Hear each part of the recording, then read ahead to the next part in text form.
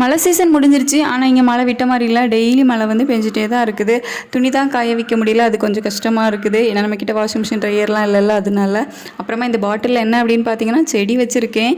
கொத்தமல்லி செடி தான், அதாவது கொத்தமல்லி விதை போட்டிருக்கேன், இன்னும் வந்து செடி முளைக்கல.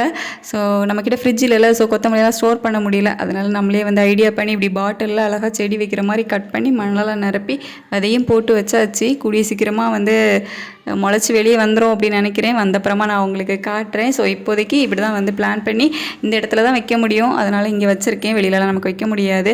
பாட்டிலில் இன்னும் நான் அற்புதமாக பல விஷயங்கள் பண்ணியிருக்கேன் பாருங்கள். ஒரு பாட்டிலை வந்து கட் பண்ணி அதில் வந்து கொத்தமல்லி கருவேப்பிலை வந்து போட்டு வச்சுருக்கேன்.